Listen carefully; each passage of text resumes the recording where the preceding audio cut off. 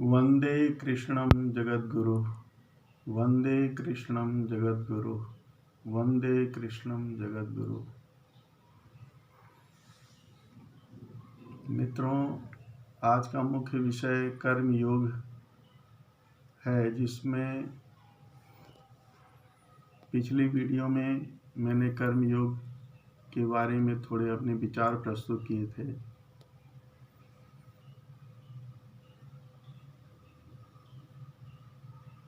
ज्ञान, और वो भी प्रामाणिक ज्ञान, जीवन के लिए अत्यंत आवश्यक है, क्योंकि जब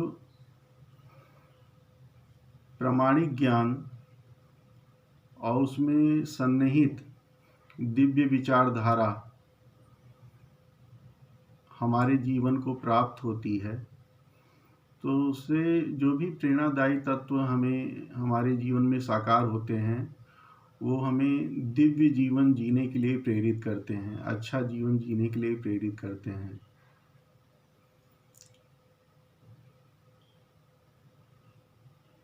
कर्मयोग में मैंने बताया था कि श्रद्धा और निष्ठा का सबसे ज़्यादा महत्व होता है, और प्रत्येक कर्म ईश्वर को समर्पित होते हुए किया जाए तो वो दिव्य कर्म बन जाता है। इसी विषय पर मैंने पिछले वीडियो में चर्चा की थी। आप जानते हो, प्रत्येक मनुष्य शिशु के रूप में पैदा होता है, और शिशु से बाल्यावस्था में प्रवेश करता है, बाल्यावस्था से तरुणावस्था में, और तरुणावस्था से वो वृद्धावस्था में प्रवेश करता है। तो ये शरीर जो है परिवर्तनशील है, शरीर परिवर्तनशील है, लेकिन इसमें जो आत्मा, मनुष्य की आत्मा, जिसे जीवात्मा कहा जाता है, वो जीवात्मा परमात्मा का नित्य चेतन अविनाशी अंश होने के कारण अजर अमर है, अजर अमर और अविनाशी है। शरीर जन्म और मृत्यु को प्राप्त होता है, लेकिन आत्मा जो है जन्म के बाद विभिन्न अवस्थाओं से गुजरते हुए जब मृत्यु को प्राप्त होती है, तो उसके बाद नया शरीर धारण कर लेती है। ऐसा श्रीमद् भागवत गीता के अनुसार बताया गया है। तो जीवन में जो भी सुख और दुख आते हैं, उन सभी अवस्थाओं में, उन सभी परिस्थितियों में हमें समभाव से रहना चाहिए, यानी एक समान स्थिति में। सुख में ज़्यादा आनंद प्रमोद में नहीं व्यस्त होना चाहिए, और दुख में ज़्यादा दुखी नहीं होना चाहिए।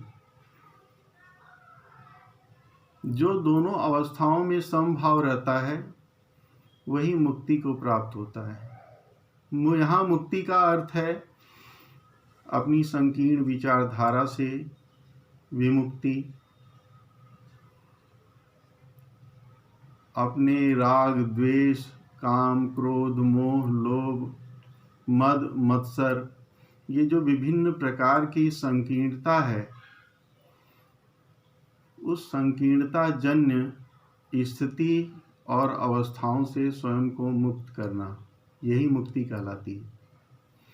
तो जो मनुष्य समभाव में स्थित रह करके जीवन जीता है, वह जल्दी ही मुक्ति प्राप्त करने का अधिकारी हो जाता है। तो कर्म योग में समभाव का बहुत बड़ा महत्व है। बहुत बड़ा महत्व इसलिए है कि यदि हम हर परिस्थिति में समत्व स्थिति में रहेंगे, तो हम बाहरी परिस्थितियों से अप्रभावित होकर के अपना प्रत्येक कर्म श्रद्धापूर्वक और निष्ठापूर्वक ईश्वर को समर्पित होते हुए कर सकते हैं। तो जो भी कर्म होगा वो बंधन मुक्ति का कारण बनेगा। बंधन से मुक्ति का अर्थ यानी संकीर्णता से, इस संसार में जितनी भी प्रकार की संकीर्णता है, निम्नता है, उससे मुक्ति को ही जो है बंधन मुक्ति कहा जाता है। तो समभाव का कर्मयोग में प्रधान महत्व है। तो हमें कोई भी कर्म विचलित हुए बिना करना चाहिए, कर्म के प्रति तत्परता बनी रहे। दूसरी चीज, हमें जीवन में साधना, उपासना और आराधना, ये तीनों चीजों को अपनाना चाहिए। अब साधना किसकी की जाती है? साधना स्वयं की जाती है। स्वयं की जाना मतलब अपने आप को साध लेना, अपने आप को परिष्कृत करना, शुद्ध करना, परिमार्जित करना ही साधना है। साधना का मुख्य श्रेय है हम अपने निम्नगामी विचारों से ऊपर उठकर दिव्य विचारों को अपनाएं, जिससे हम अच्छे कर्म कर सकें, अच्छी विचारधारा को अपना सकें। उपासना, इसके बाद मैंने उपासना शब्द का प्रयोग किया था। उपासना ईश्वर की जाती है। ईश्वर दिव्य गुणों का, ईश्वर जो है वो दिव्य गुणों का समूह है। ईश्वर में सभी दिव्य गुण, परम अलौकिक दिव्य गुण हैं। तो जब हम ईश्वर की उपासना करते हैं, ईश्वर की भक्ति करते हैं, ईश्वर का प्रेयर करते हैं, तो जब हम ईश्वर की प्रेयर करते हैं तो उनसे हम एक ही भाव से जुड़ते हैं। और जब हम एकत्व भाव से ईश्वर से जुड़ते हैं तो ईश्वर की जो दिव्य गुण हैं उसका लाभ हमें भी प्राप्त होता है।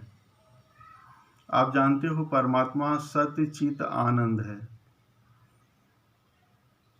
आनंद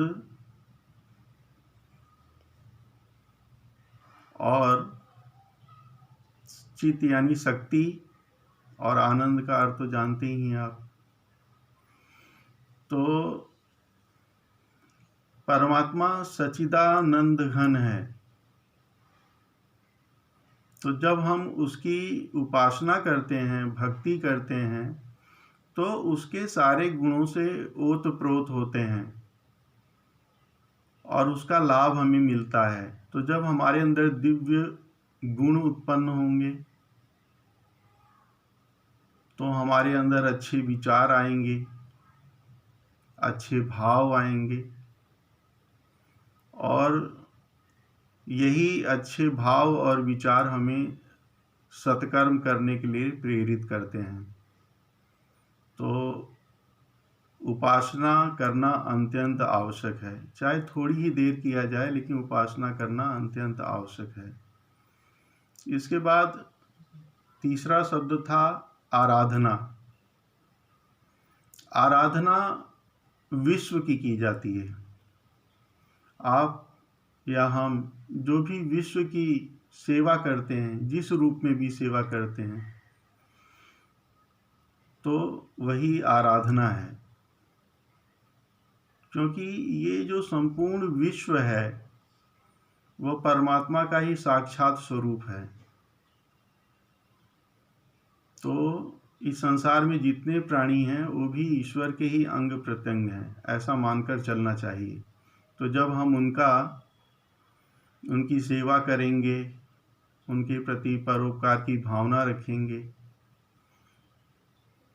उनके प्रति विश्व बंधुत्व की भावना रखेंगे, और हर प्रकार से जहाँ तक संभव हो विश्व मानव की सेवा करते हैं, यानी विश्व के सभी मानवों की सेवा करते हैं, तो ये आराधना कहा जाता है। तो साधना, उपासना और आराधना के द्वारा हम परिष्कृत और परिमार्जित होते हैं।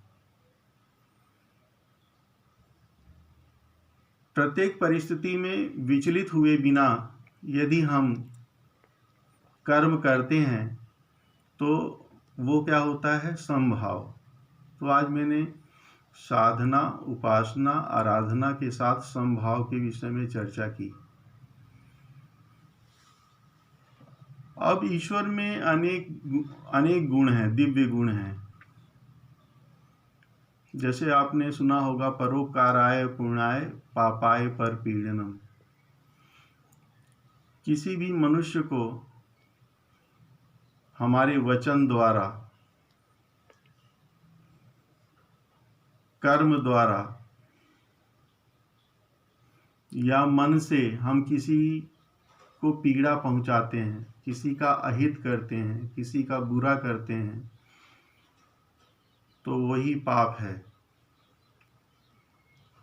और यदि हम मन, वाणी और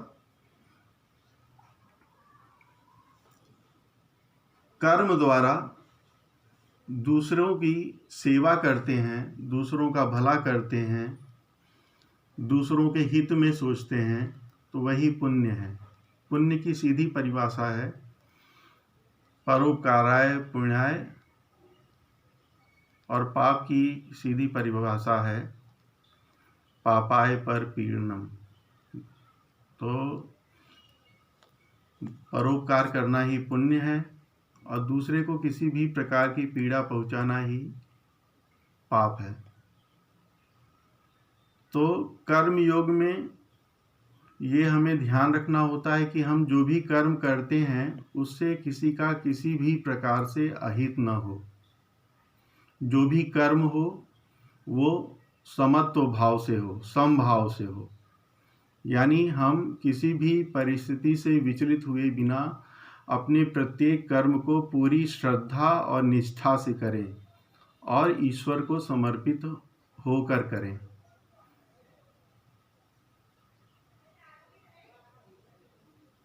साधना, उपासना और आराधना के आयामों को अपने जीवन में विस्तृत होने दें। तो ये सारी चीज़ें जो हैं हमें एक दिव्य जीवन जीने के लिए प्रेरित करती हैं। मनुष्य को उदार होना चाहिए। जो मनुष्य जितना उदार यानी काइंड, जितना उदार होता है उसका दृष्टिकोण भी उतना व्यापक होता है, और जिसका दृष्टिकोण जितना व्यापक होता है उसमें उतने ही अच्छे उत्कृष्ट विचार प्रकट होते हैं, उत्पन्न होते हैं।